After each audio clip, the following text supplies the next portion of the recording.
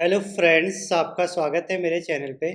तो आपके लिए एक बहुत ही इम्पॉर्टेंट इन्फॉर्मेशन है एनआईटी जालंधर की तरफ से कि अगर आप एनआईटी जालंधर में पीएचडी एडमिशन लेना चाहते हैं या पीएचडी प्रोग्राम में इंटरेस्टेड है तो आप देखेंगे इसका एडवर्टाइजमेंट आ गया है, जिसका डिटेल वीडियो मैं आपको बता रहा हूँ।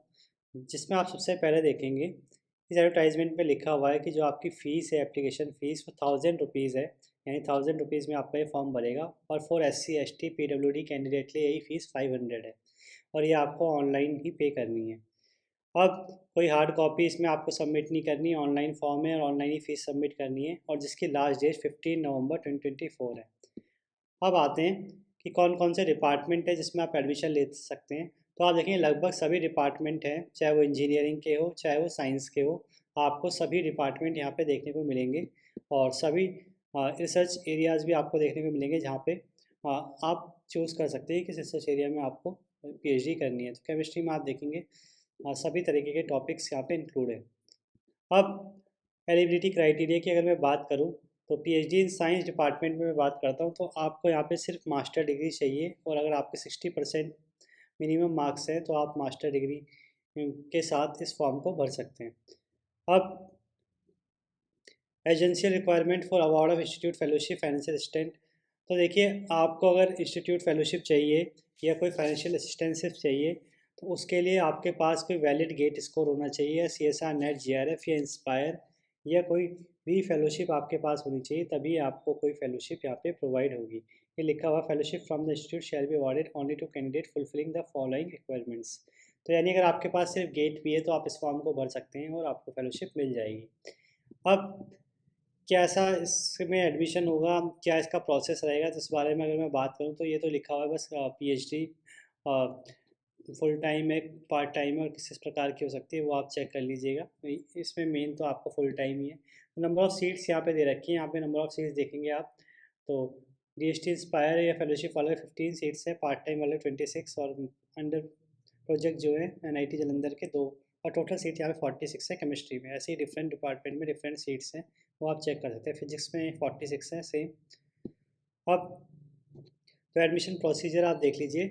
जिस भी कैंडिडेट का गेट या नेट है, इंस्पायर फेलो या किसी भी एजेंसी से अगर फुल टाइम कैंडिडेट यानी फुल टाइम फेलोशिप उसको मिल रही है तो उसको कोई भी एग्ज़ाम इंस्टीट्यूट इंस्टीट्यूट का जो रिटर्न एग्ज़ाम है वो क्वालिफाई नहीं करना होगा, यानी वो उसे देने की ज़रूरत नहीं है, डायरेक्ट उसका इंटरव्यू होगा। पर जिसका इस प्रकार का कोई भी फेलोशिप नहीं है तो उनको पहले आपको रिटन टेस्ट में बैठना पड़ेगा और फिर आपको इंटरव्यू देना पड़ेगा, जिसमें इंटरव्यू में एक प्रेजेंटेशन होगी और इंटरेक्शन होगा।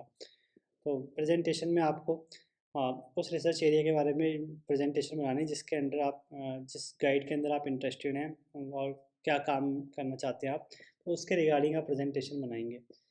तो इस तरीके से इसमें आपका एग्ज़ाम होने वाला है, जिससे पहले एग्ज़ाम फिर सेकंड प्रेजेंटेशन है और अगर आपका गेट और नेट या किसी प्रकार की फेलोशिप है तो आपको एग्ज़ाम देने की ज़रूरत भी नहीं है।